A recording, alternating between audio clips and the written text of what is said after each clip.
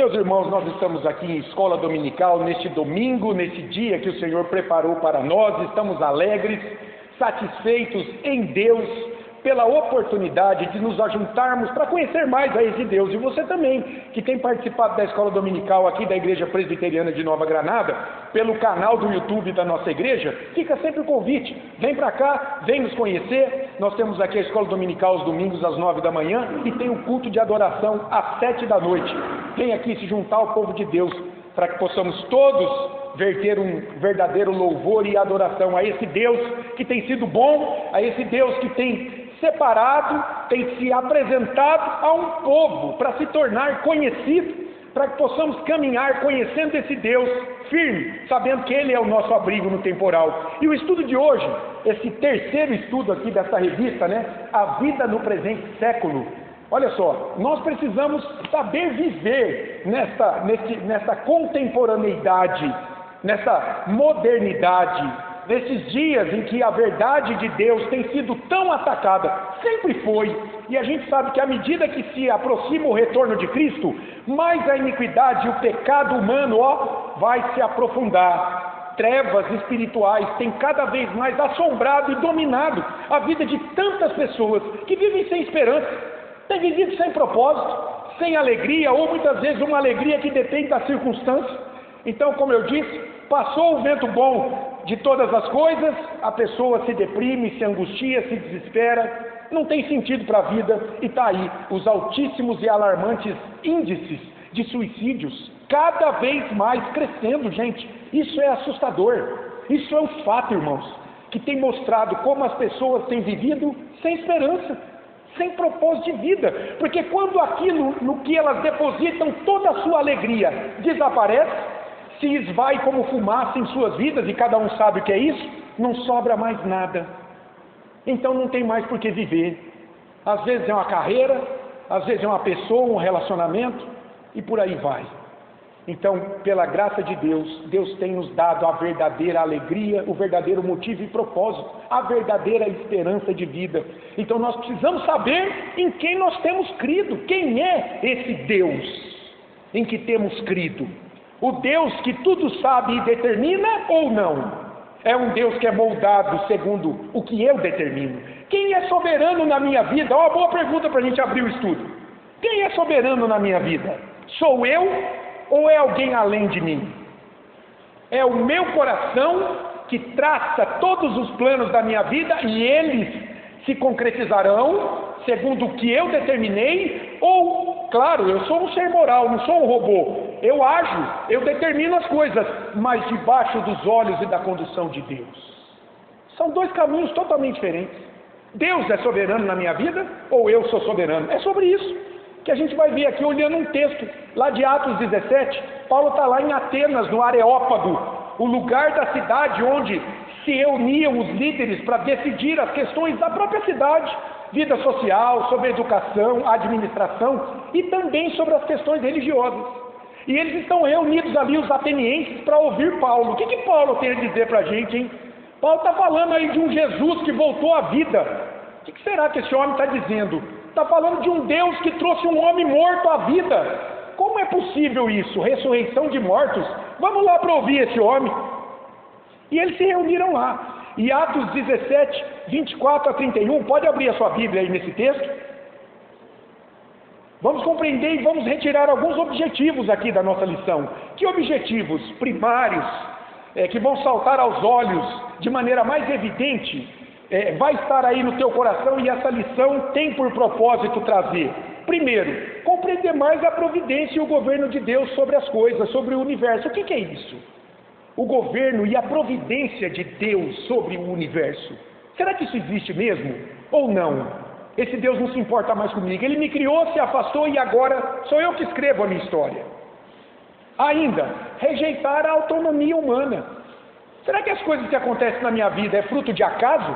Sorte e azar? Ah, irmão, você quer ver eu ficar doido da vida? É quando eu vejo um crente falar de sorte e azar. Irmão, sorte e azar é um negócio que pertence a quem não conhece Deus. O crente não tem nada a ver com sorte e azar. Forças cegas e impessoais que dominam a vida das pessoas. Isso não tem nada a ver com o crente.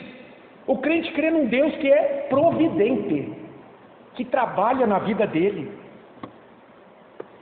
E por fim, o objetivo dessa lição, confiar na providência do Senhor e descansar nele, sabendo que Ele está cuidando de cada detalhe de nossas vidas, ainda que não entendamos muitas coisas, principalmente na hora da dor. Senhor, por que comigo isso? Eu não entendo, mas eu vou me dobrar diante da soberania do Senhor. É o que eu posso fazer. Não há o que fazer. A doença interminável, pensa aí. Você recebeu um diagnóstico, um pai que enterra um filho cedo,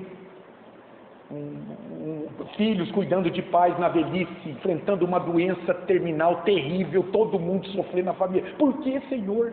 Eu estou buscando servir o Senhor. Foi o dilema do salmista, talvez, no Salmo 73. Ele se deparou com a prosperidade do ímpio, e ele com Deus lutando ali. E aí Deus levou ele lá para o final das coisas, falou, ó, calma aí, todos vão prestar contas diante de mim em algum momento. Eu vou te tomar pela mão e vou te conduzir à glória. Eu estou trabalhando a imagem do meu filho em você, inclusive permitindo essas coisas.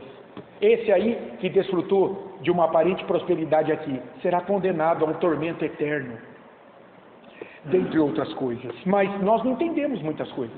Mas nós queremos caminhar segundo o nosso entendimento ou descansando em Deus?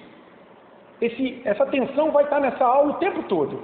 Então sou eu, é a minha autonomia, eu escrevo tudo, a história da minha vida, e desconsidero Deus, ou de outro lado, eu estou vivendo, eu estou agindo, eu estou decidindo as coisas, mas debaixo do governo soberano de Deus, que muitas vezes permite que aquilo que eu planejo não dê certo, mas é a soberania dele, é o governo dele, são os planos dele, que são mais altos que os nossos. Essa aula vai trabalhar com essa tensão. Tá? A divisão de estudo é simples, ó, uma introdução, a presciência, ou seja, a onisciência. Deus sabe do fim da história no início, nós não. Eu não sei o que vai acontecer amanhã, nem sei se eu estou vivo aqui, mas Deus já sabe. A presciência e a providência divinas trabalham juntas, a providência concretizando os planos de Deus na eternidade para a minha vida. Em segundo lugar, 2 tópicos apenas. A providência que se apoia na presciência, está vendo? Porque Deus determina tudo na eternidade, é o Salmo 139:16, todos os meus dias foram escritos, determinados por Deus, quando nenhum deles ainda havia. E como é que Deus vai concretizar aquilo que Ele viu na eternidade para mim? Por meio da providência diária.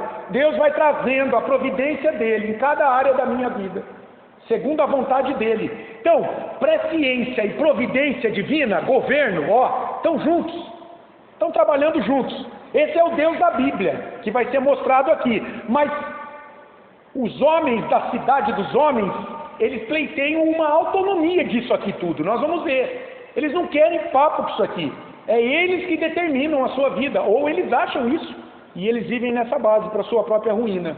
E conclusão e aplicações. O tema central está aí, irmãos, ó. Deus não apenas observa, mas sustenta, dirige e conclui todas as coisas segundo a sua vontade. Deus não apenas observa o que acontece. Muitos dizem assim, Deus só está olhando, Ele não se relaciona na sua providência. Não, Ele só está olhando. Não, o Deus da Bíblia não. Deus não apenas observa, mas sustenta, dirige e conclui todas as coisas segundo a sua vontade. Isso aqui dava para a gente destrinchar em várias aulas, só esse tema central. Mas nós vamos tentar mostrar isso aqui no desenvolvimento da aula. E eu tenho que andar, senão nós saímos daqui. São poucos slides, mas o conteúdo é profundo. E eu pensei aqui, ó, vamos pensar no seguinte. O que faz um policial ou um bombeiro? Olha que pergunta mais estranha. Mas olha isso, para ilustrar o início, esse ponto aqui. O que faz, dentre outras coisas, um policial ou um bombeiro? Se você está vendo uma cena onde está pegando fogo numa casa, o que você faz? Você liga para quem? Por quê? Isso, você viu uma situação calamitosa, de dificuldade, e você está reagindo a ela, chamando alguém que pode combater aquele incêndio, não é? Ninguém sabia que ia pegar fogo. O que faz um policial ou um bombeiro? reage a chamadas de emergência que eles desconhecem. O bombeiro estava lá, almoçando às vezes, toca o alarme na companhia. Ele tem que largar a comida, vestir a roupa, descer naquele postinho e pegar o caminhãozinho e vir apagar o fogo. Ele sabia do fogo? Alguém sabia? Não. Ele está reagindo a uma chamada de emergência. Irmãos, Deus não é assim. Muitas pessoas acham que é assim. Eu vou explicar para vocês. Existem duas heresias, distorções daquilo que Deus revelou. Muitos estudiosos seguem por esse caminho. Uma é a da teologia relacional, ou do teísmo aberto. E outra é a do deísmo. O que elas fazem? Em linhas muito gerais, não é uma aula sobre isso aqui. Elas buscam entender qual que é o relacionamento de Deus com a criação. Como é que Deus se relaciona com a vida das pessoas? Então, para o teísmo aberto, ou para a teologia relacional, tá? A forma como eles veem o relacionamento de Deus com o ser humano, eles dizem assim, Deus, ele se relaciona com as pessoas, mas ele não é soberano sobre a vida delas. Para muitos desses estudiosos, a força do acaso dirige a vida das pessoas. Coincidência, tem gente que acredita nisso mesmo. Não, foi coincidência, tem nada a ver com Deus. Olha que coisa interessante esses estudiosos do teísmo aberto, relacional, defendem. Deus não sabe nem do futuro das pessoas, porque depende delas. No relacionamento de Deus com a vida delas, Deus vai reagindo à medida em que elas vão tomando decisões. Então, uma hora ela decide uma coisa, Deus concorda e deixa. Outra hora ela decide uma coisa, não agrada muito a Deus, ele barra. Mas quem é soberano para esses estudiosos na história daquela vida? É ela. Como é que Deus se relaciona com ela? Reagindo àquilo que ela vai decidindo. Cada um vai escrevendo a sua história no seu livre arbítrio. É ele que determina o curso da sua vida e não um Deus soberano por trás das escolhas. Entenderam? É um teísmo aberto. Olha o que eles chegam a defender. Nem Jesus sabia, ou melhor, Deus não sabia se Jesus enfrentaria a cruz ou não. Deus não sabia. Por quê? O filho ia decidir naquele momento se quando Judas o entregasse, ele iria para a cruz ou ele pediria ajuda ali para aquelas pessoas e sairia correndo. Por quê? Porque o relacionamento de Deus respeita a autonomia humana, eles vão dizer. E eu fiquei pensando, Senhor, uma das consequências disso, talvez por trás disso, por que esses estudiosos começaram a pensar que talvez Deus se relaciona assim com as pessoas? Para livrar Deus da acusação de ser autor do pecado de Adão. Muita gente fala isso. Deus é soberano?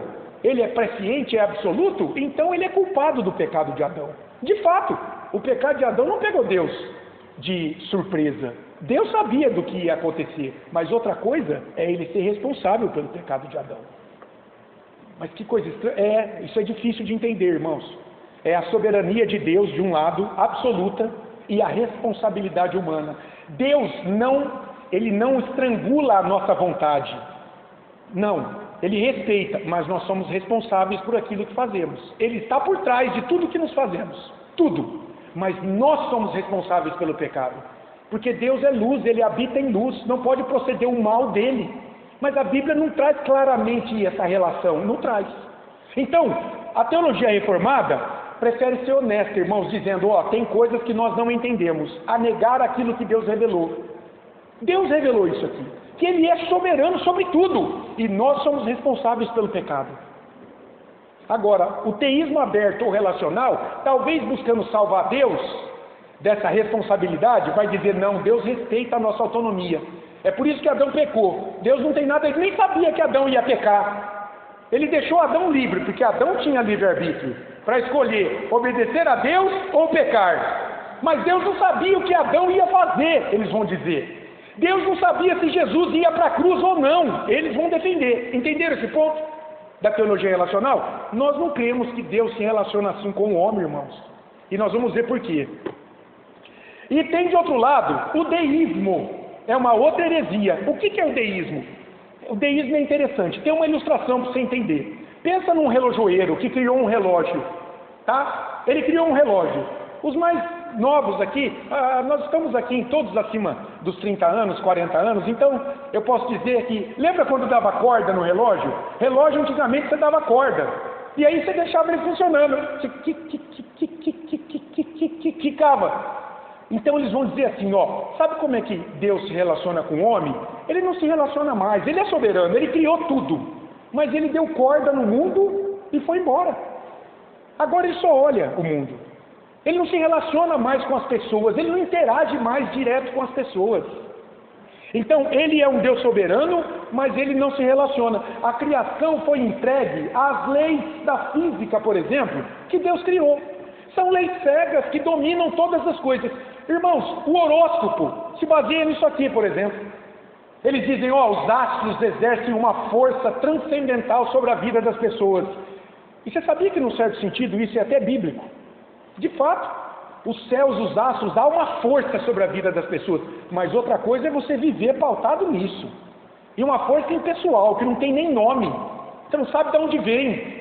Você quer ver eu ficar doido? É quando as pessoas dizem assim, que a energia venha sobre a tua vida, que venha uma luz sobre a tua vida. Luz da onde? Luz da lua, de Saturno, luz dos astros, luz de Sagitário, luz de Leão, luz de Gêmeos. Luz da onde, meu filho? Então, que há uma influência, sim, uma influência. Por exemplo, a gente vê lá, quer ver? Eu lembrei agora, irmãos, olha o que Deus está falando para Jó.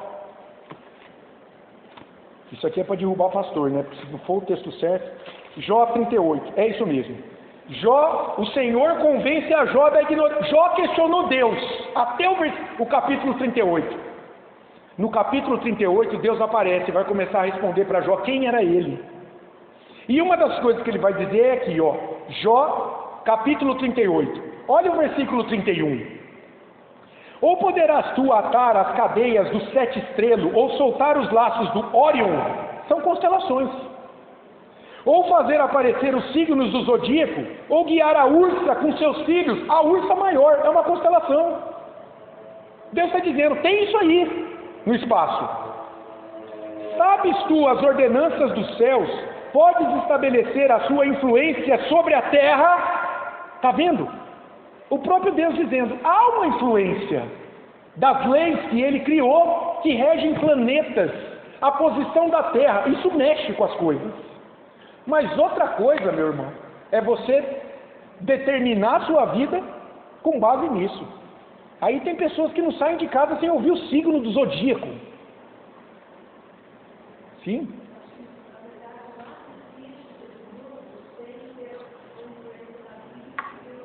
Exato. Tudo baseado aqui. Rita, lá no frigir dos ovos, tudo veio daqui. As pessoas foram ler e aí distorceram, claro. Por exemplo, o Espiritismo, certamente lá no século XIX, Kardec conhecia a Escritura. Aí ele pegou e fez um evangelho dele, é a leitura que ele teve, distorcendo, ele era médico, racionalista. Então trouxe um cientificismo, trouxe a ciência para a fé, quis aliar a ciência com a fé. Aí nasceu o Espiritismo, essa filosofia aí humana. Mas tudo parte. É por isso que a Bíblia é a mãe de todas as heresias. Não porque ela tem heresias, mas a depender da leitura que você faz dela, você cria qualquer coisa, qualquer heresia. E isso aqui está fundamentado certamente na Bíblia. Se você conversar com um teísta aberto ou um deísta, ele vai vir para a Bíblia em muitos textos, mas fora de contextos, separado do restante dos livros, algo tirado de um trechinho só, que a pessoa faz uma dogmática, uma doutrina e defende como uma verdade. Está errado. É preciso conhecer a revelação, até onde nos pertine da Escritura, nos 66 livros. Duas heresias que são combatidas, irmãos, que olham de maneira distorcida a relação de Deus com o homem. Olha só, a Escritura ensina outra coisa. Ela ensina que Deus não somente conhece o futuro todo, a presciência, a onisciência é um dos atributos de Deus, mas determina esse futuro por meio da sua providência, do seu governo. E eu lembrei de Isaías 46, de 9 a 10. Olha o que a gente lê, irmãos, lá em Isaías, 46, de 9 a 10. Olha o que Deus está dizendo para o povo que estava temeroso, não é? Cativeiro babilônico. E agora, Senhor, Deus vai livrá-los, porque é Deus. Isaías 46, de 9 a 11, mostra a soberania, o governo, presciência, a providência divinas na condução e libertação do seu povo do cativeiro. A gente lê assim, de 9 a 11. Lembrai-vos das coisas passadas da antiguidade, que eu sou Deus e não há outro, eu sou Deus e não há outro semelhante a mim, que desde o princípio do universo, das coisas visíveis, invisíveis, anuncio o que há de acontecer. Olha aí a presciência de Deus. E desde a antiguidade, as coisas que ainda não sucederam. Diante de um texto desse aqui, você não tem para onde escapar. Ou você tem que se render que Deus sabe do futuro na tua vida, ou não sabe. Se ele não sabe, isso aqui mentiu. Não tem para onde ir. Porque está escrito claramente aqui. Que digo, o meu conselho permanecerá de pé, farei toda a minha vontade. Diante dessa afirmação, você tem que entender, Deus é soberano sobre a tua vida ou não? Se ele não é, isso aqui mentiu. Entendeu isso? Entendeu isso? Está escrito claramente aqui. Deus sabe do futuro da tua vida e ele determina todas as coisas. Está aqui. Agora, nós vamos entender absolutamente isso? Não.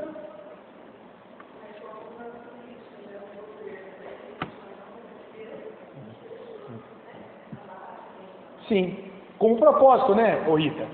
Mas o problema é que as pessoas querem entender segundo a sua genialidade, querem entender exatamente como é que funcionam as coisas, aí elas se perdem, aí elas negam Deus, aí elas fazem aí elas trazem a vontade de Deus para a vontade delas, aí elas tiraram a soberania de Deus.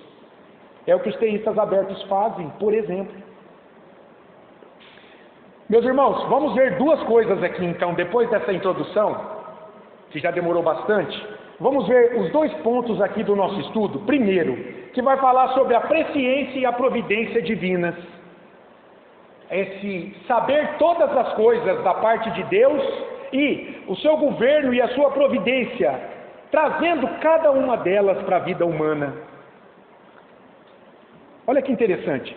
Soberania, governo, presciência e providência de Deus, por exemplo, a gente vê na vida de José no Egito. Olha que interessante, abra comigo lá em Gênesis 45. Nós vamos ler Atos 17 daqui a pouco, tá bom? Que é o texto base aqui. Gênesis 45, de 4 a 8. Vocês conhecem a história de José. Foi vendido, traído por seus irmãos, vendido, preso no Egito. Mas olha por que tudo isso aconteceu. Gênesis 45, de 4 a 8. Então ali, qual é o contexto? É o momento em que José se revela aos seus irmãos. É tão bonito, né? A gente lê tantas vezes isso, a gente fica imaginando como é que foi. Os irmãos pensaram que ele tinha morrido.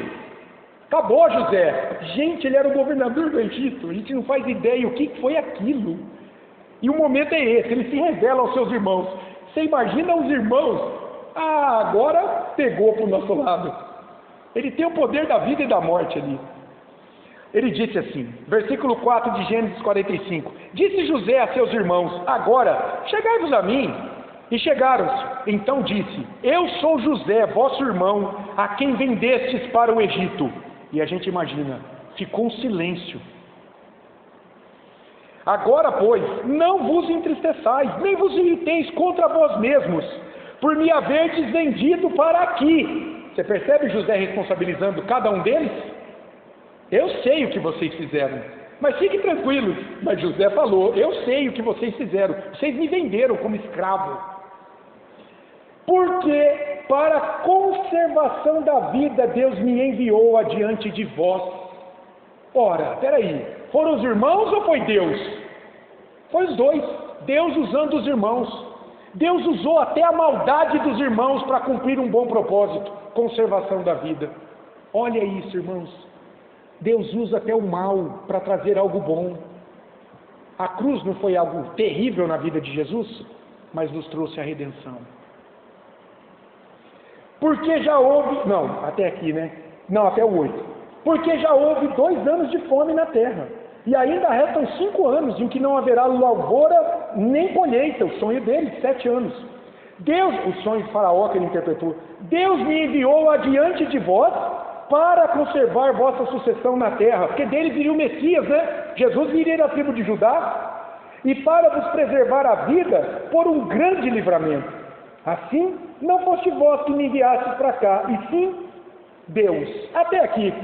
Agora olha o capítulo 50, versículo 20. Vai para frente um pouquinho. Último capítulo de Êxodo, de Gênesis. Versículo 20. Vós, na verdade, intentastes o mal contra mim, porém Deus o tornou em bem, para fazer como vedes agora, que se conserve muita gente em vida, porque agora tem alimento inclusive para vocês, para o meu pai, para todo Israel, e vocês não perecerão então. Olha que interessante, muitas pessoas olham isso aqui, principalmente esse versículo 20 do capítulo 50, porém, vocês intentaram o mal contra mim, porém Deus o tornou em bem. Então muita gente fala assim, está vendo? A gente sempre tem que pensar positivamente, quando algo ruim está acontecendo. Nós temos que tirar coisas boas das situações difíceis. Irmãos, isso aqui não era a convicção de José nesse sentido. Ele sofreu um bocado. E esse bem que Deus tornou, não eliminou o sofrimento que ele experimentou.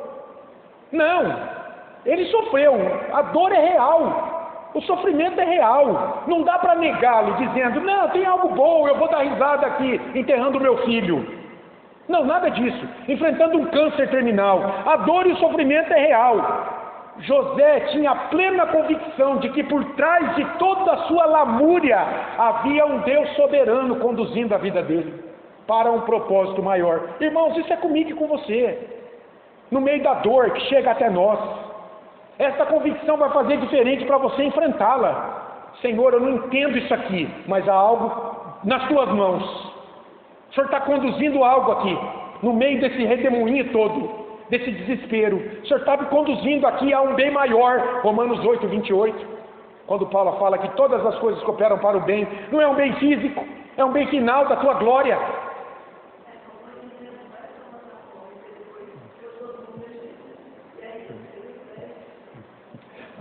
As 10 pragas, a libertação, mostrou quem ele era, e da tribo de Judá veio quem? Rita?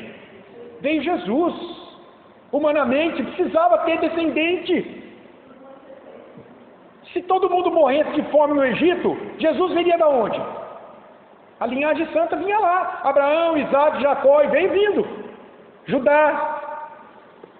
Impressionante, não é? Olha só. Sem a defesa da soberania, presciência e governo de Deus sobre todas as coisas, duas coisas acontecem. Quer? Ok. Então você quer um Deus autônomo? Você quer ser autônomo diante de Deus? Então, vai acontecer duas coisas. É você que escreve a tua história, é você que determina a tua vida sem nenhum Deus soberano sobre ela, nada, é você que escreve tudo depende de você. Ok. Duas coisas vão acontecer. Se esse é o Deus revelado. Primeiro, minada a confiança em Deus. Deus se tornou um objeto manipulável. Apenas um detalhe, ele não é soberano, ele não manda em nada. Deus é limitado em sua ciência e poder ou não? Quem é soberano, Deus ou o homem? Como eu desafiei vocês no início do estudo a pensar. Quem é soberano, afinal de contas? É Deus sobre a vida humana ou é o homem diante de Deus? Quem dá as ordens?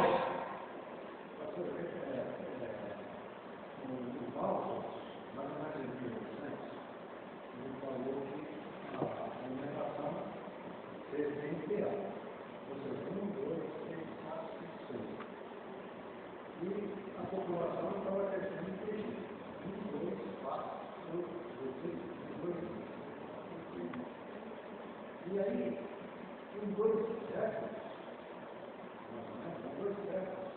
Deus, em toda a providência, ao homem, à criação, para que essa população fosse alimentada.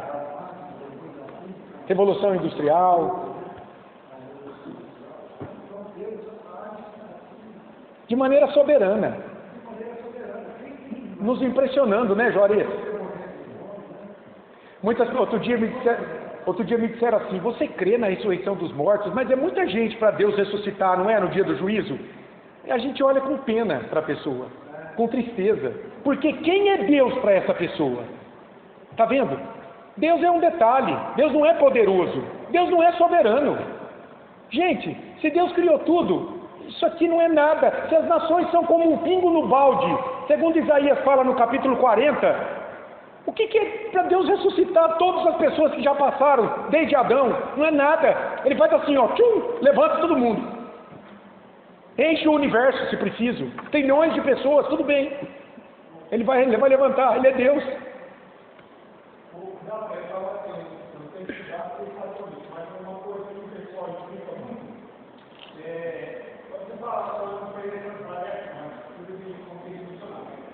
A palavra determinação e soberania, elas são soberanas e... Soberano é o que determina. Isso, tá. Mas aí quando você é um espírito interessado, é que interpretador. Quando você fala, por exemplo, plano decretístico de Deus.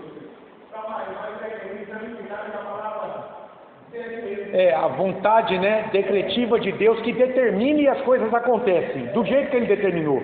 Mas o homem determina, né? Tem até muitas igrejas que ensinam, né? Eu determino. Não é assim? Eu determino. Irmãos, que Deus é esse que está sujeito à determinação humana? Não, meu filho, você está enganado, viu? Esse não é Deus, não. Quem determina é Deus. Manda quem pode, obedece quem tem juízo. Não é isso? Irmãos, Deus ou o homem é soberano. E a gente, nessa hora, pode lançar muito bem mão do que um rei incrédulo, ímpio, disse. Um rei, lá na babilônico, Nabucodonosor. Olha o que esse próprio Deus declarou, esse próprio rei iníquo, declarou a respeito do Deus de Daniel, Sadraque e Mesaque. Depois de ter sido humilhado por esse Deus, ele entendeu quem era Deus. O Deus de Daniel, Sadraque e Mesaque, o Deus do universo, que reinava sobre a Babilônia, não estava sujeito aos mandos de Nabucodonosor, era ele que dava a ordem. Olha o que disse esse rei, Daniel 4, de 34 a 35, eu acho incrível isso aqui. É Nabucodonosor dizendo isso. Daniel 4, de 34 a 35. Mas ao fim daqueles dias, da provação, do que Deus trouxe para ele, eu, Nabucodonosor, levantei os olhos ao céu, tornou-me a vir o entendimento, e eu bendisse o Altíssimo, e louvei e glorifiquei ao que vive para sempre, cujo domínio é sempre eterno, e cujo reino é de geração em geração. Não é o reino de Nabucodonosor que se estende de geração em geração. Esse vai passar, os persas vão vir daqui a pouco, vão destruir a Babilônia. Mas o reino de Deus é de eternidade a eternidade, é de geração a geração. Olha agora o 35. Todos os moradores da terra são por ele reputados em nada. Gente, que declaração mais formidável e que humilha o nosso orgulho e a nossa autonomia. Quem é o homem diante de Deus, Senhor? Para determinar, eu determino que vai ser assim. Eu determino a cura, Deus. Você tem que curar. Quem falou? Nós queremos, mas será que é a vontade do Altíssimo? Ele tem planos maiores. Agora, e segundo a sua vontade, Ele opera com o exército do céu e os moradores da terra. É Deus que nos usa. Nós não podemos usar Deus na concepção da nossa vontade. É Ele quem nos usa, Ele opera conosco para cumprir a sua vontade. Como é libertador saber disso, irmão. Vocês percebem isso? Descansa. A gente descansa em Deus.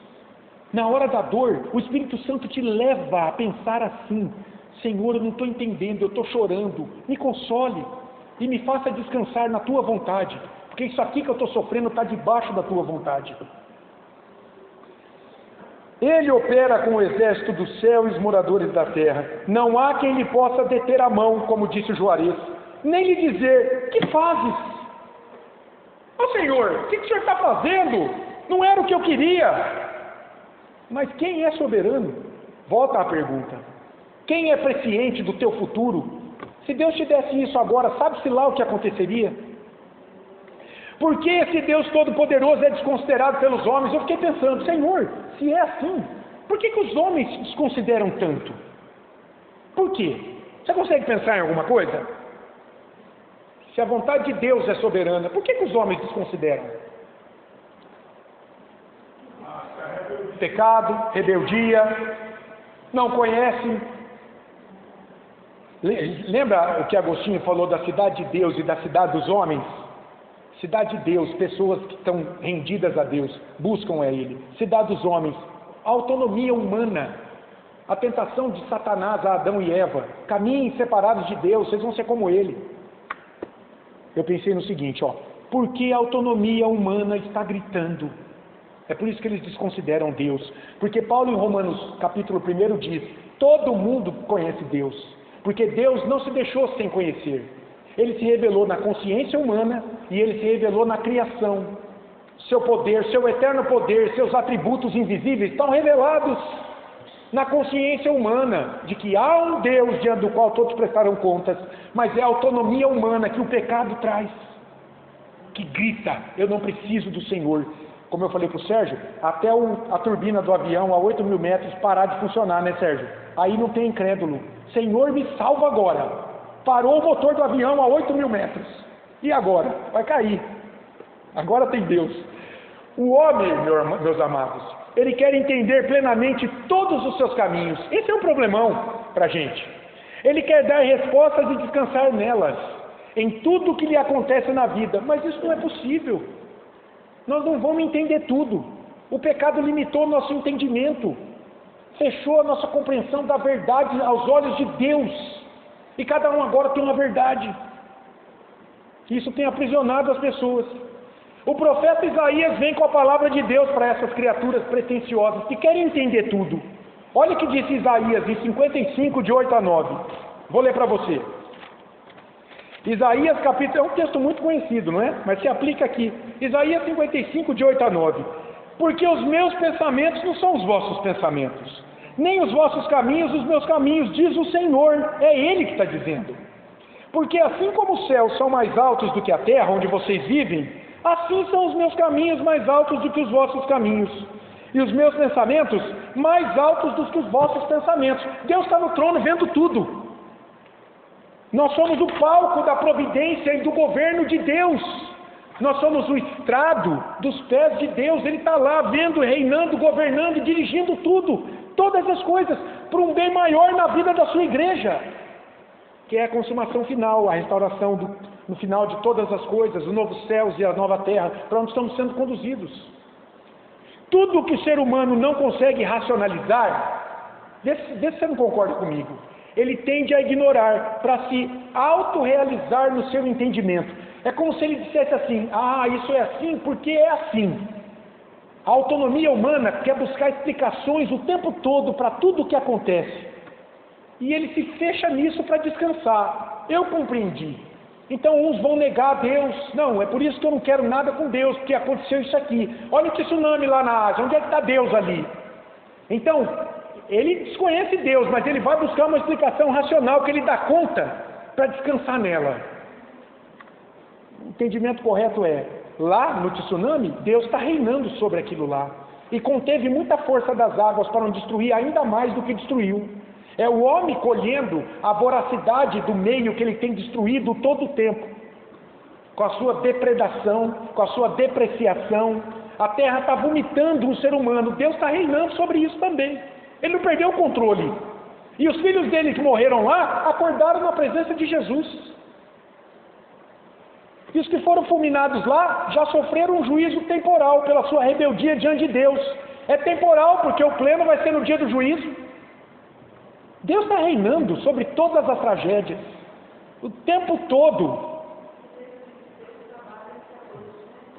Trabalha salvando pessoas, né? Jesus diz, né? Meu Pai trabalha até hoje e eu trabalho também. É na salvação de pessoas, trazendo os eleitos, né? Resgatando os eleitos. Exato, isso, Rita. Entenderam, irmãos? Olha que interessante. Tudo que o ser humano não consegue racionalizar, ele ignora. E ele não consegue entender as coisas sobrenaturais. Ele olha do ponto de vista humano para uma tragédia onde pessoas inocentes, porque não tem inocentes debaixo do pecado. Não tem. Todos pecaram e carecem da glória de Deus. Mas ele olha para isso e ele não consegue racionalizar. Aí ele nega Deus. O crente não, irmão. O crente foi chamado para entender que Deus está reinando sobre isso, sobre as tragédias na sua vida. Ele está soberano, reinando para um propósito bom, perfeito e agradável, que é a sua vontade. Enxergar a vida assim muda tudo. Claro que não.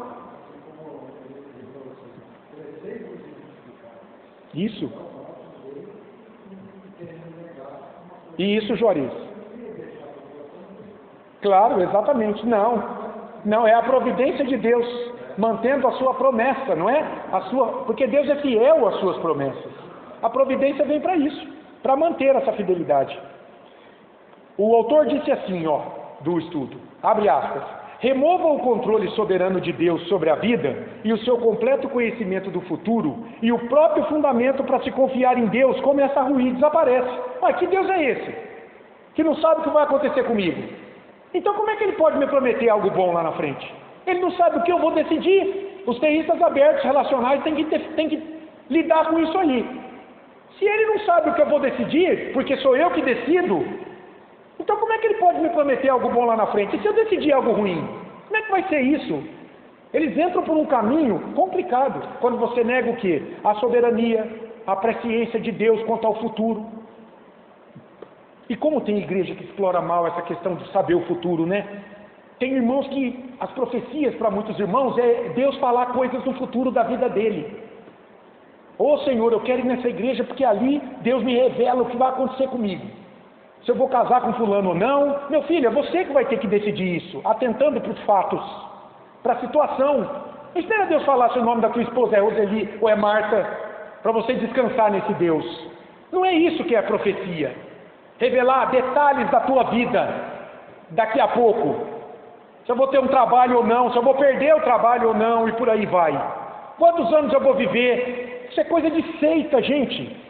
Seita explora isso. Pode estudar a história das seitas. Eles querem trazer esses detalhes para a vida das pessoas, que Deus não revela. Isso faz parte da presciência, da onisciência, da soberania de Deus.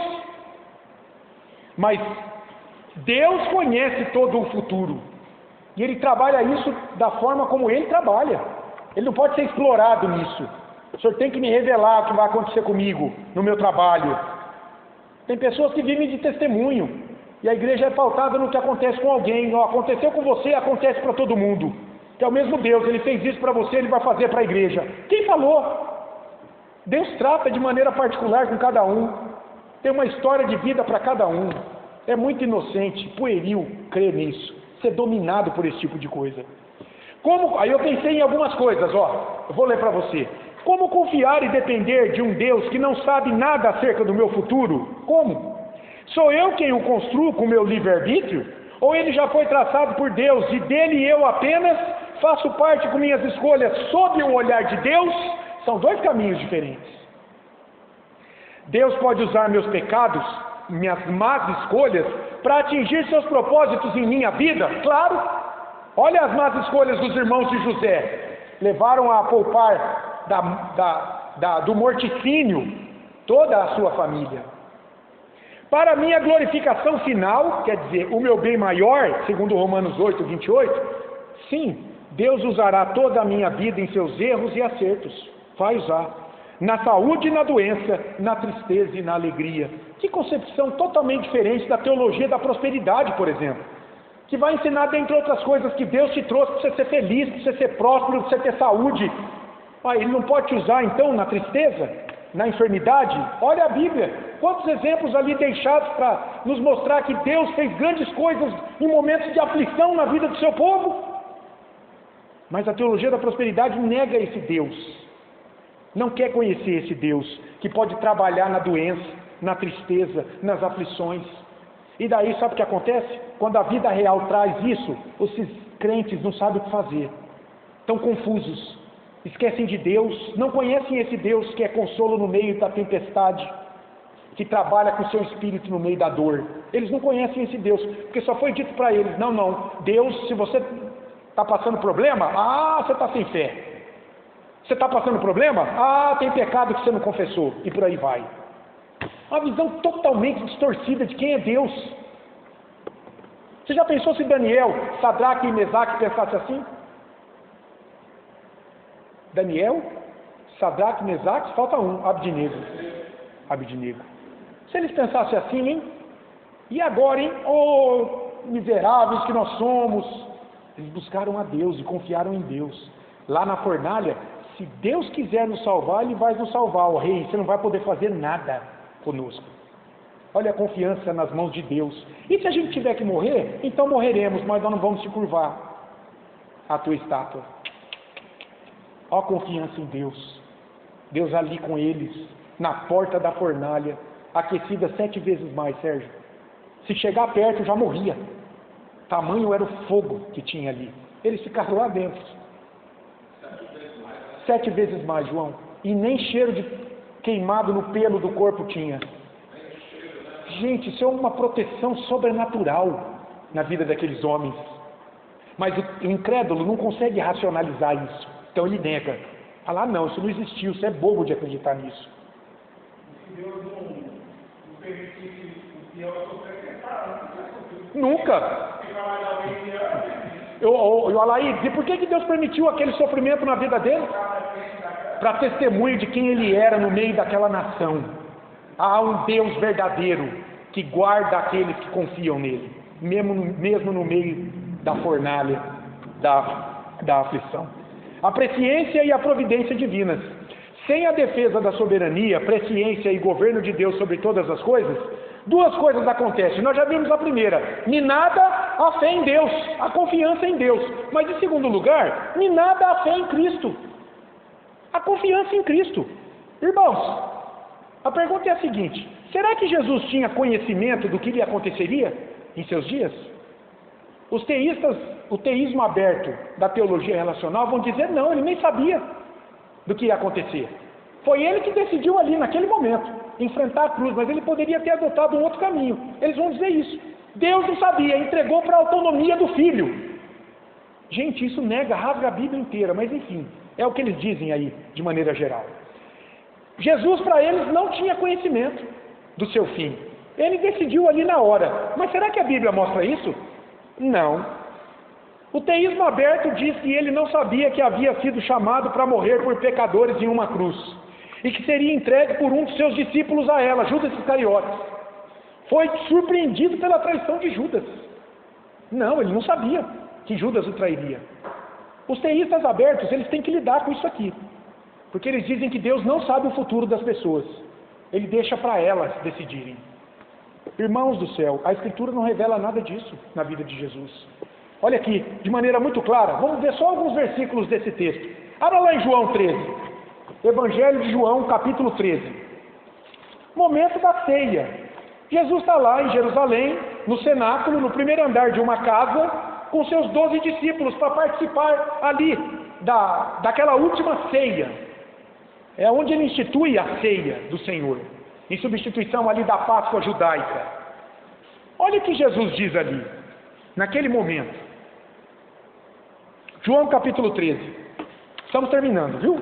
João capítulo 13. Evangelho de João, vamos lá. Todo mundo aqui, ó? Muito bem. João capítulo 13. Olha o que disse Jesus ali. João 13, olha os versículos 10 e 11 primeiro. Declarou-lhe Jesus: quem já se banhou não necessita de lavar senão os pés. Porque pediram para ele lavar o corpo inteiro. Quanto ao mais, está todo limpo. Agora, ora, vós estáis limpos, Jesus está dizendo. Eu estou banhando vocês. Vocês estão limpos. A palavra encarnada, que em João 17:17 ele vai dizer que é a palavra que santifica. Ora, vós estáis limpos agora, mas não todos. Ele está se referindo a quem que não está limpo? Parece muito claro, né? Ele está dizendo, ó, tem 12 aqui, mas nem todos estão limpos por mim, pela palavra. Nem todos estão santificados. O versículo 11, pois ele sabia quem era o traidor. Foi por isso que disse, nem todos estáis limpos. Aqui é um dos textos em que a própria Bíblia diz claramente a sua interpretação. Jesus está dizendo que Judas Iscariotes era alguém que não havia sido limpo por ele, da sua iniquidade, do domínio do pecado. Agora vamos lá para o versículo 18 de João 13. Olha lá. Não falo a respeito de todos vós, pois eu conheço aqueles que escolhi. É antes para que se cumpra a Escritura. Jesus agora vai trazer uma profecia que vai se cumprir ali na entrega dele. Aquele que come do meu pão levantou contra mim seu calcanhar. Quem é que traiu Jesus ali? Judas Iscariotes. Ele está trazendo uma profecia e está dizendo, vai se cumprir uma profecia. Você consegue pensar aqui na presciência de Deus? Consegue pensar que Jesus está defendendo a divindade dele? Ele sabia o que ia acontecer. Versículo 21 agora. Ditas estas coisas, angustiou-se Jesus em espírito e afirmou, em verdade, vos digo que um dentre vós me trairá. Agora ele esclareceu mesmo. É esse que não está limpo. É esse que eu não escolhi. Esse aí vai me trair. Começa a pensar na presciência de Jesus, do que ele sabia que iria acontecer e que os teístas abertos dizem, não, ele não tinha conhecimento. Agora o versículo 26. Respondeu-lhe Jesus, e aquele a quem eu der o pedaço de pão molhado, é aquele a quem eu der o pedaço de pão molhado, porque os discípulos começaram a olhar para si. Sou eu? Sou eu, Senhor? Sou eu? Jesus vai dizer, é aquele a quem eu der o pedaço de pão molhado. Tomou, pois, um pedaço de pão, e tendo-o molhado, deu a Judas, filho de Simão Iscariotes. E aí diz, né? E após o bocado, imediatamente, entrou nele Satanás. É o único caso aqui de possessão demoníaca, porque quem tem o Espírito Santo não pode ser possuído por Satanás. Ele é tentado, ele é afligido, ele é oprimido, mas possuído, não. Mas aqui, Judas foi possuído. É um caso de possessão demoníaca aqui. Possuído. Por quê? Porque ele não pertencia a Cristo. Porque ele não havia sido santificado. Não era a habitação do Espírito Santo. A presciência de Jesus aponta para a sua divindade, irmãos. Olha João 13, 19. Desde já eu vos digo, antes que aconteça, antes que Judas me entregue, pessoal, eu estou avisando que vai acontecer. Olha a presciência do Deus encarnado aqui. Como que ele podia saber disso, se ele não fosse Deus? Desde já vos digo, antes que aconteça, para que, quando acontecer, não é se vai acontecer, não é condição, é quando acontecer, creiais que eu sou, ego eimi, lá no grego, é o nome de Deus, da aliança que apareceu a Moisés em Êxodo 3, Jesus usando para ele, eu sou, porque em essência eu sou o mesmo Deus que o Pai e que o Espírito Santo, o único Deus em 3 pessoas, é a Trindade. Então Jesus pode trazer esse nome do Deus em essência para ele, dizendo, eu estou dizendo que eu sou Deus, isso vai acontecer. Eu sou, ego eimi, o nome do Deus da aliança revelado a Moisés na sarça, lá em Êxodo 3. Jesus já havia usado esse nome divino para si, lá em João 8, 58. E os judeus entenderam tanto que ele se fez igual ao Deus Todo-Poderoso, que pegaram em pedra, que era blasfêmia se fazer como Deus. Quando ele disse, eu sou, antes que Abraão existisse, eu sou. Na essência, Deus encarnado. E os judeus pegaram em pedra, porque, está blasfemando. E era a pena da lei quem se fizesse igual a Deus. Mas Jesus podia, ele era Deus. Ele é Deus. A certeza de acontecimentos futuros é evidência da divindade de Jesus Cristo. E seus discípulos precisavam saber disso para crerem nele. Está vendo o versículo 19 de João 13? Eu estou dizendo isso para vocês antes que aconteça. Com que propósito? É que para que quando aconteça isso, vocês creiam que foi Deus que disse isso para vocês, porque só Deus é presciente do futuro. O homem não sabe o que vai acontecer amanhã, mas Deus sabe. É uma evidência aqui da divindade de Jesus Cristo. Não é possível crer em um Deus sem presciência. Dá para acreditar num Deus que não sabe nada do teu futuro? Como é que ele pode te guardar? Como é que ele pode conduzir o teu presente? Se ele não sabe do teu futuro, se é você que escreve. Então, o teísmo aberto e relacional, nada a ver com a Bíblia, é um tiro no pé dessas pessoas que entregam pessoas aos seus corações, ao seu pretenso coração, à sua pretensa autonomia, porque autonomia de fato não tem, Deus está agindo. Eles só não sabem disso. Mas em segundo lugar, a providência que se apoia na presciência. E eu trouxe aqui a confissão de fé para ler para você no capítulo 5, no versículo 1, só o versículo, o versículo ou o parágrafo primeiro aqui, desse capítulo 5, ou capítulo 5, que vai falar da providência. O que é a providência de Deus? Quando a gente olha para a Bíblia, porque esse capítulo 5, nesse parágrafo primeiro, ele tem vários textos bases aqui. Cada afirmação dessa que eu vou ler para você, tem um versículo bíblico embaixo, ligando. Falou, isso aqui é assim, porque está escrito assim, nesse versículo. Pela sua muito sábia providência, segundo a sua infalível presciência, está vendo a providência ligada ao saber de Deus? Porque Deus só pode trazer coisas para a nossa vida, porque primeiro Ele determinou o que iria acontecer. Salmo 139, versículo 16. Pela sua muito sábia providência, segundo a sua infalível presciência, e o livre e imutável conselho de sua própria vontade, e não a do homem, Deus, o grande Criador de todas as coisas, para o louvor da glória de sua sabedoria, poder, justiça, bondade e misericórdia. É para isso que Deus tem a sua providência, baseada na sua presciência, no saber de todas as coisas. É para que Ele seja glorificado. Não para que o homem receba glória, irmãos. É para que Deus receba glória na vida do homem, quando a presciência dEle e a providência dEle vem, ainda que não entendamos. É para a glória de Deus. Ele sustenta, dirige, dispõe e governa todas as criaturas, até as que não creem nele. Porque Deus não depende que o incrédulo creia nele para que Deus dirija a vida dele. Não. Todas as ações delas, todas as ações estão debaixo da providência de Deus, do governo de Deus. E todas as coisas, desde a maior até a menor.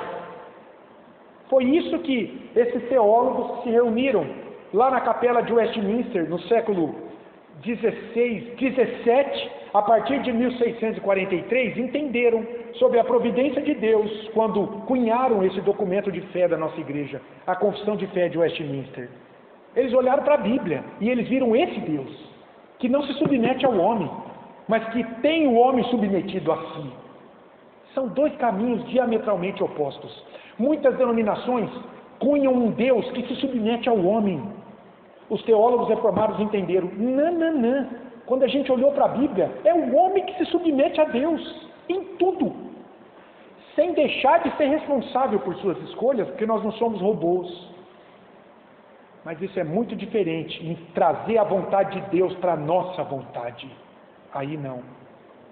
Que era o que a igreja medieval fazia. Domesticava Deus. E aí sim, o texto de Atos, capítulo 17, de 24 a 28. Abra lá. Olha o que Paulo fala, aqueles cabeções da filosofia grega no Areópago, em Atenas.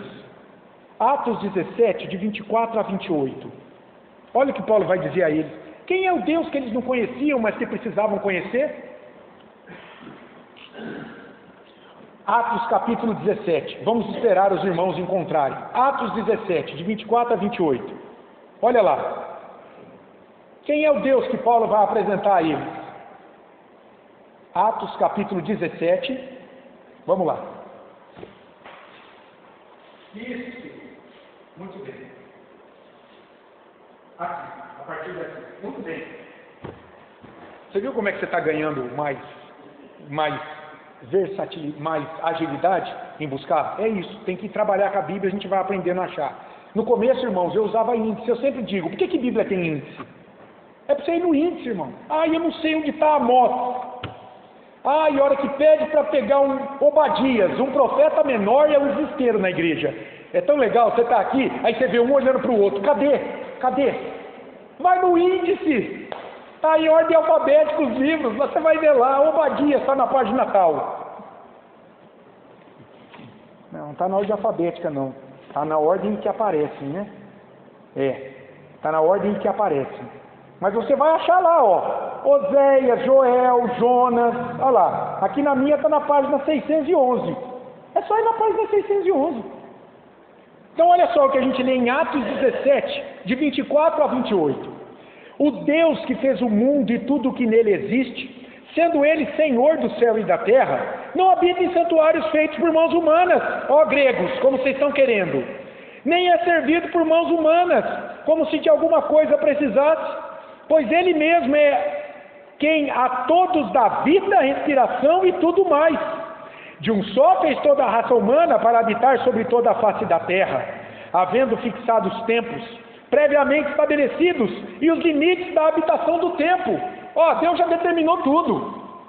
Teu tempo de vida, o tempo que você vai vir, o tempo que você vai deixar aqui, o tempo que tudo vai acabar e Cristo vai voltar, para buscarem a Deus, se porventura tateando o possam achar, bem que não está longe de cada um de nós. Por quê? Porque Ele se relaciona conosco. Pois nele vivemos e nos movemos e existimos, como alguns dos vossos poetas têm dito, porque dele também somos geração. Olha que interessante. O que significa esse versículo 28, quando Paulo diz a eles que nesse Deus nós vivemos, nos movemos e existimos? O que significa isso? Porque o nosso filho veio Deus, isso, quando nos criou, Ele nos deu um corpo físico e um espírito humano, e depois quando somos regenerados, um Espírito Santo, para testificar com o nosso espírito humano que somos filhos dele. Mas o que Paulo está dizendo para pensadores gregos, da filosofia grega, pagãos que não conheciam esse Deus, que estavam ignorando que a vida deles vinha de quem? De que o existir deles vinha de quem? Estava falando para pagãos. Para nós é simples, né? Mas e para pagãos? Doutor, eu ia comentar a respeito que eles eram religiosamente religiosos, né? Eles tinham tanta preocupação em adorar todos os deuses que eles tinham até os deuses conhecidos. Para não esquecer nenhum. Para não esquecer nenhum, né? Então, é a questão da religiosidade, né? Religiosidade, João. Isso mesmo, legalismo, né? Religiosidade. Irmãos, Deus nos trouxe à existência e só continuamos vivos pelo seu poder. Paulo está dizendo isso para eles. Gente, eu vou mostrar para vocês o único Deus que mantém a vida, que mantém as escolhas, a sanidade de vocês, o juízo de vocês, para vocês poderem decidir as coisas do dia a dia. É esse Deus que eu vou mostrar para vocês. Nós só respiramos, pensamos, sentimos e agimos porque esse Deus está nos bastidores da vida.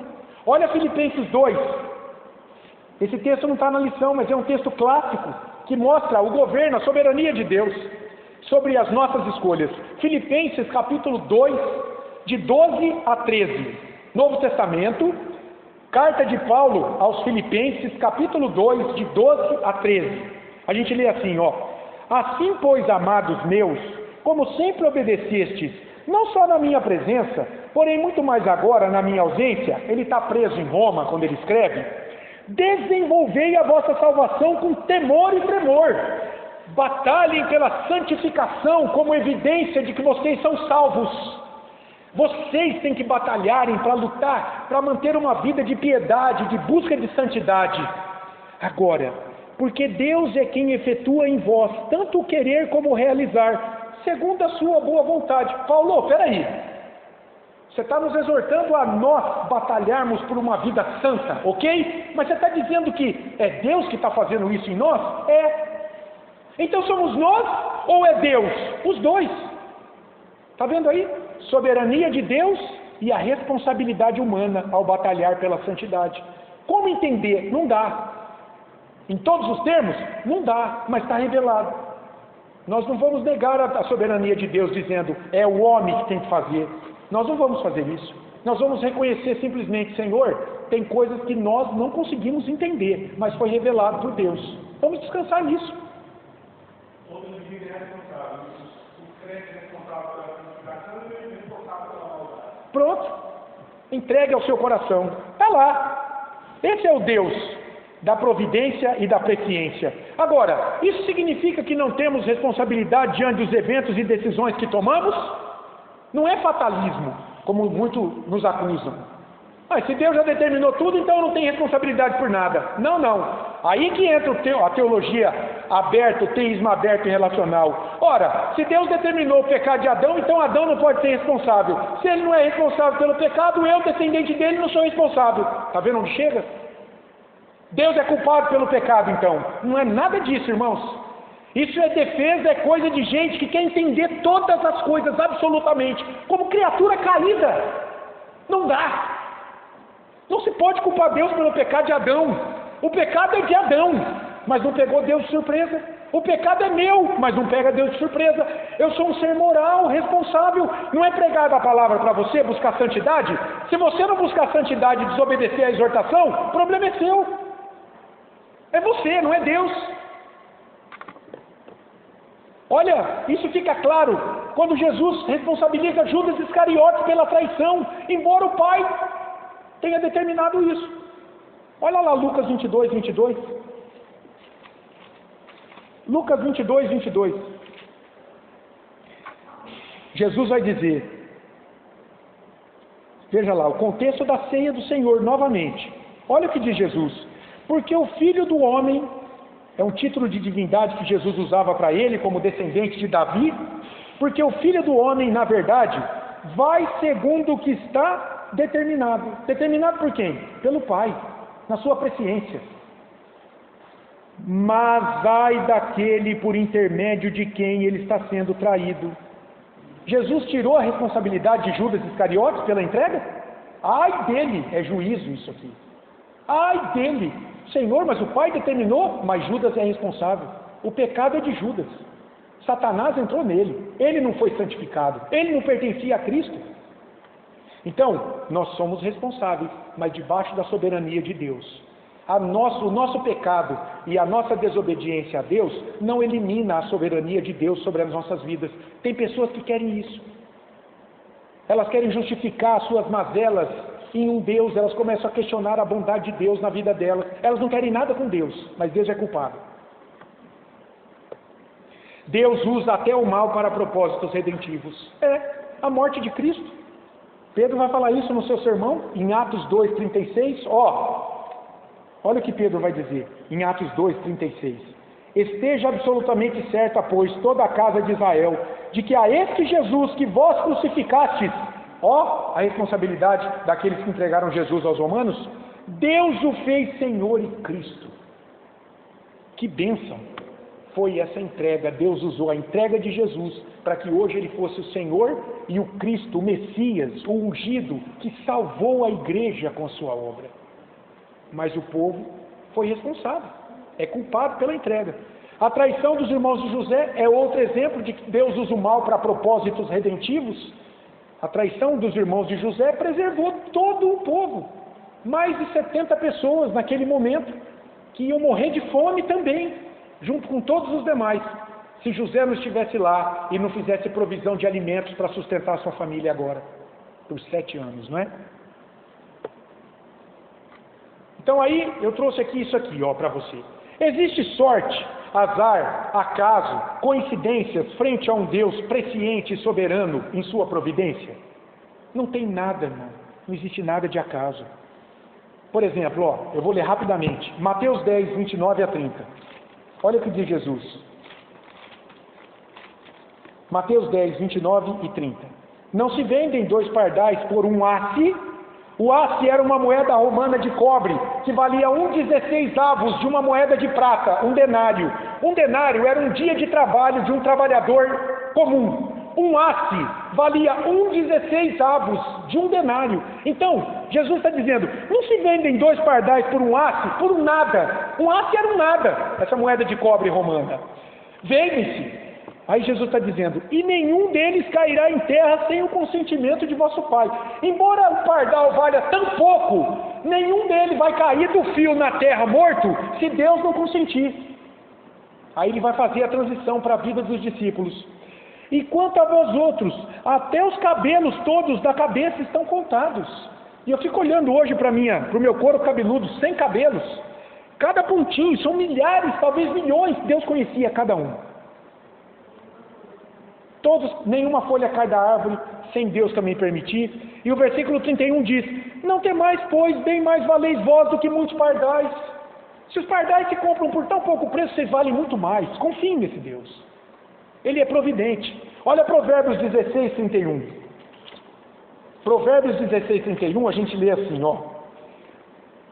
Provérbios 16, 31. Não, é 33, viu, irmãos? Está errado. A sorte se lança no regaço. Por exemplo, aqui, em outras traduções, está assim, ó. Os dados, você joga os dados para ver o que dá. Mas do Senhor procede toda a decisão. O resultado daquilo ali que você jogou, vem do Senhor. Isso é o arrimo dela. Não vem da sorte, como se fosse uma força sobrenatural, cega e impessoal, que fez com que um dado ficasse 5 e o outro ficasse 1. Não, isso veio do Senhor. E olha Salmo 139, 16, para arrebatar, não é? Eu gosto desse salmo. Olha o que está dizendo Davi. Os teus olhos me viram a substância ainda informe, e no teu livro foram escritos todos os meus dias, cada um deles escrito e determinado, quando nenhum deles havia ainda. Gente, esse para Davi é um Deus que é soberano e presciente de tudo ou não? Não foi escrito, mas foi determinado cada dia. O que ia acontecer em cada dia na vida de Davi foi determinado. Ele seria irresponsável pelas coisas? Não. Mas por trás disso havia a determinação de Deus. É o que a Bíblia revela, irmãos. Por mais que seja difícil da gente entender. Mas é o que está escrito aqui. E a gente tem que se curvar dizendo, Senhor, eu não entendo, me dê paz. Para crer em Ti. É isso. Eu trabalho aqui, eu decido aqui, mas debaixo do Senhor. Não de maneira autônoma. Não. Em um universo governado por Deus, não existem eventos casuais, irmãos. Acaso, olha que interessante. O que é o acaso quando as pessoas dizem? Tem músicas lindas que reputam todas as coisas ao acaso. Acaso é o nome dado pelo incrédulo para aquilo que ele não pode explicar com a sua mente caída, justamente por ignorar a existência de um Deus soberano que dirige a vida.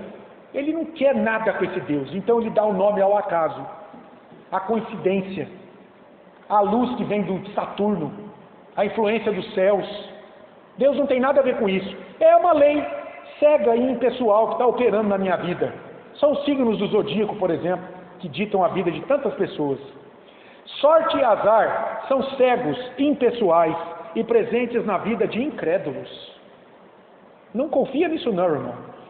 Para crentes, há um Deus providente que vê e que é pessoal na direção das suas vidas. É o Salmo 136, 139, 16. Para o crente não tem obra de acaso, coincidência, sorte, azar, nada disso. É uma boa forma de você testemunhar. Tem pessoas que dizem assim, quando você consegue algo, nossa, que sorte! Você já ouviu isso? Nossa, como você é sortudo! Na hora, você tem que na hora dizer, sorte? Não, meu querido. Eu conheço um Deus providente. Isso veio das mãos de Deus para a minha vida. Não tem nada a ver com sorte e azar. Ô, meu irmão, mais uma piscina. Que sorte você está tendo esse mês. Sorte? Sorte nada, rapaz. Isso é a providência de Deus na minha vida, trazendo pelo trabalho a provisão das despesas para o meu lar. Você vai pagar uma conta na lotérica, está cheio de gente lá fazendo a fezinha. Sorte e azar. Que nada. E as pessoas dizem, né? Para mim, toda hora. Hoje você não paga muita conta em lotérica, né? Você faz hoje pelo aplicativo lá do banco. Mas às vezes você vai na lotérica e tal. E a pessoa do caixa oferece. Você não quer arriscar? Está acumulada. Quem sabe você tem sorte de ganhar. Não, meu filho. A minha vida não está baseada em sorte. Na hora, gente, tem que falar. Com jeitinho, com amor. Mas tem que falar. Eu tenho um Deus que cuida de mim. Deus não trabalha por meio de loteria. A mulher vai ficar doida, porque o trabalho dela depende da tua fé. Não. Deus trabalha na minha vida pelo trabalho. É assim, trabalho honesto, que Ele vai manter as minhas despesas. Eu não confio nisso aqui. Não gastei nunca R$1 nisso aqui. Isso aqui não é para mim. Eu não trabalho com sorte e azar. Conclusão. Não existe destino, acaso, sorte, azar, como forças impessoais e cegas que dirigem a vida humana. Existe para o incrédulo. Para o crente não, que conhece Deus. Deus criou, sustenta e governa toda a criação segundo sua vontade para a sua glória final. É isso que a Bíblia mostra.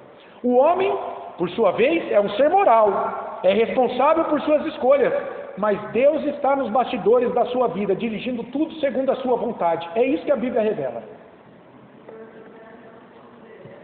Como faremos isso ou aquilo? Tiago, né? Em vez de vocês dizer, amanhã iremos para tal cidade, venderemos e faremos um negócio, vocês deveriam dizer, se Deus quiser, não só viveremos, mas faremos isso ou aquilo. É uma outra boa aplicação de Atos 17, que Paulo está dizendo, nele vivemos, nos movemos, existimos, é nele, e é até ele quiser. E é que bom que é assim, porque e se a tua vida dependesse de você? Eu fiquei pensando nisso. Meu irmão, se a nossa vida dependesse das nossas escolhas, eu não estaria aqui, por exemplo. De jeito nenhum. Mesmo coisas, né, que a gente até fala por mim. Mesmo coisas que eu orei no passado e que hoje não tem. Graças a Deus que não aconteceu, né? Não é? Olha só, isso mesmo, João. Eu também pedi muitas coisas para Deus. Se Deus tivesse me dado, eu não estaria aqui. Eu já não estaria aqui, para começo de conversa. Está vendo? Que bom que a minha vida não está nas minhas mãos, em última análise. Está nas mãos de Deus. Então, olha só, irmãos, vamos pensar só em Jó, que a gente já leu Mateus 10, 29 a 30. Não se vendem 2 pardais por um ato, não é? Quanto mais vale, não se cai nenhum deles do céu, do fio, se Deus não quiser. Vocês valem muito mais, não é? Do que um pardal. Confiem nesse Deus para a providência de vocês. Agora, olha o que diz Jó no capítulo 42, lá no finalzinho do livro. Jó 42, 2. Veja quem era Deus para Jó. Jó 42, 2. Bem sei que tudo podes. Teu poder não tem fim. E nenhum dos teus planos pode ser frustrado. Depois de Jó passar por toda aquela lamúria, ele chegou a essa conclusão: o Senhor é Deus. O Senhor pode tudo. E os teus planos não podem ser frustrados. E talvez Jó tivesse pensado, eu estava lá na minha vida boa, tranquilo, achando que estava tudo certo, tudo que eu planejei deu certo. Mas esse não era o teu plano para a minha vida. Havia um outro propósito. E tudo aconteceu segundo o propósito de Deus na vida desse homem. Então agora ele está rendido diante de Deus. Sabe o que é alguém rendido diante de Deus? Foi o que Deus fez comigo quando meu filho foi enterrado com menos de 4 anos. Ali Deus me rendeu, me botou de cócoras, de joelhos diante dele. E ele me mostrou que a vida do meu pequeno Samuel nunca dependeu de mim. Sempre estava nas mãos de Deus. Estava nas mãos dele. O tempo de vida dele, o que ele viveu, o que ele nos deixou, estava tudo nas mãos de Deus. E ali, quando Deus o tirou, naquela tarde em que eu o resgatei da piscina, simplesmente eu fiquei rendido. Jó aqui, ele está rendido diante de Deus. Ele não pôde fazer nada para evitar tudo o que aconteceu a ele. E ele entendeu simplesmente que o poder de Deus na vida dele está acima dele. E de que nenhum plano de Deus para a vida dele podia ser frustrado. Deus tinha os dias de vida para o meu Samuel. Acabou. Era o plano de Deus para a vida do meu menino. Eu não pude fazer nada para cuidar dele naquele momento. Ele se foi como ele veio, sem menos esperar. Então Jó está rendido aqui. Então esse é Deus, irmãos. Esse é o Deus verdadeiro. E a melhor forma de viver essa vida é rendido aos pés dele, ao poder dele e aos planos dele. Porque embora nós não entendamos, os planos de Deus são mais altos do que os nossos, são melhores do que os nossos. O que seria do Samuel se ele tivesse ficado comigo? Não sei. Não sei. Que diferença a doutrina da providência faz em sua vida diária? Pensando nisso, tem que fazer. O poder desse Deus, os planos superiores desse Deus. Que diferença isso faz na sua vida diária? A providência dos planos de Deus. Por exemplo, quando você planeja algo e Deus não te dá, que diferença isso faz? Você se volta contra Deus? Ou você busca entendimento nessa hora? Você deixa o Espírito Santo conduzir você pela palavra dele, de que embora Deus não te deu, ele está cuidando de você de alguma forma. Eu precisei dessa providência quando eu enterrei meu filho, irmãos. Senão eu dava um tiro na cabeça. Porque foi forte demais aquilo lá. Essa providência desse Deus tem que ter vazão na nossa vida. A mensagem pregada aqui não pode ser teoria, tem que ser prática. Isso aqui não é uma academia intelectual. Isso aqui é algo para tratar a nossa vida, a lidar com o incrédulo, com gente ruim demais, com situações difíceis demais, com o nosso pecado. Como ela muda a sua forma de interpretar os acontecimentos e frustrações, está vendo? A doutrina da providência e do governo de Deus tem que mudar a forma de enxergarmos as dores na nossa vida, inclusive dentro da igreja, com homens e mulheres que desafiam nossa paciência, nosso amor, porque tem irmão que você tem vontade de arrancar a cabeça, tem líder que você tem vontade de abrir o olho e mostrar, você não está me enxergando, você não está vendo o que Deus está fazendo, por que protelar isso ainda mais? Por que tirar a alegria de irmãos de ter um pastor dando bênção a cada final de culto? Não, é um ano a mais, você vai esperar. De que modo a providência e a presciência de Deus influenciam a sua adoração? Isso tem que servir de alguma forma, irmão. De que modo a providência e a presciência de Deus influenciam a nossa adoração a esse Deus? Ele é soberano ou eu sou soberano? Se Deus é soberano, sabe aquela semana que é ruim demais?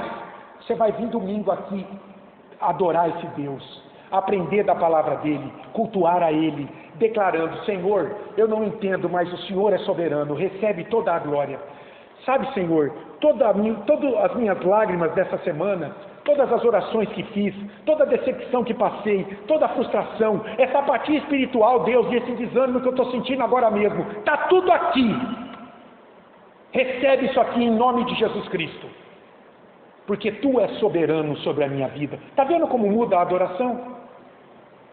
Ah, e o diabo vai falar assim para você, ó: ixi, essa semana você pecou demais, você vai fazer o que na igreja? É o que o diabo vai falar para você.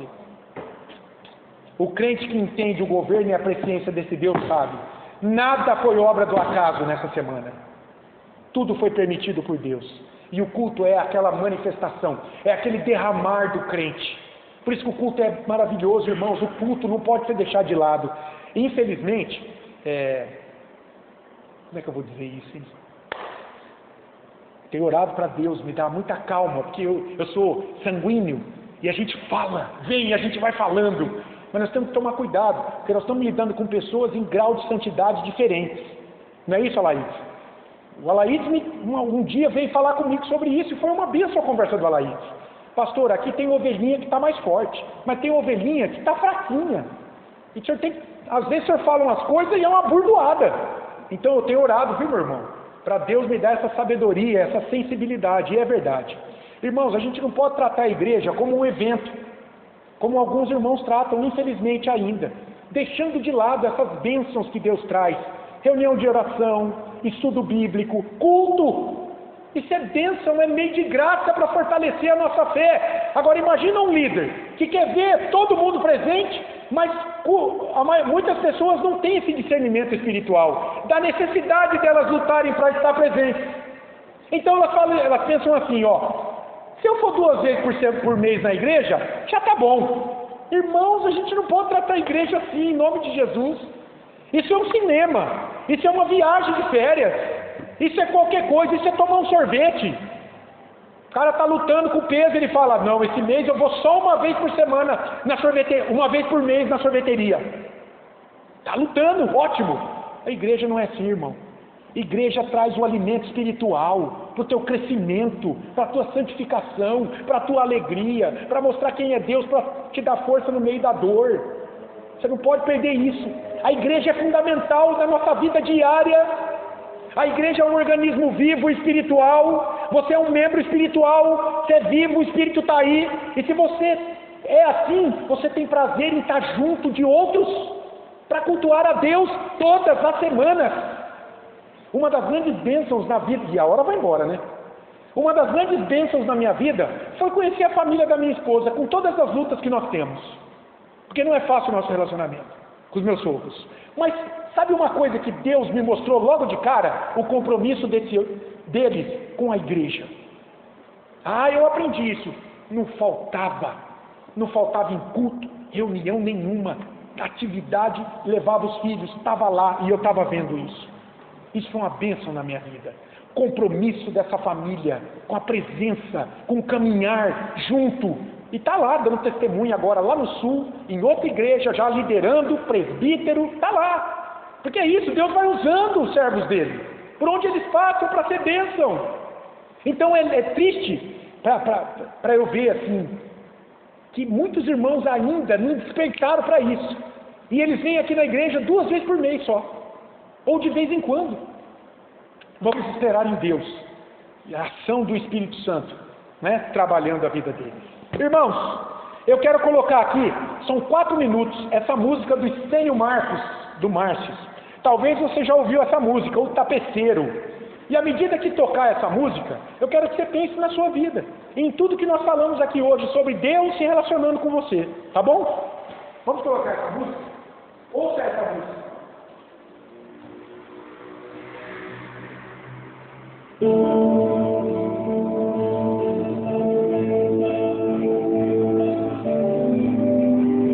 Olha aqui o que esse cara disse.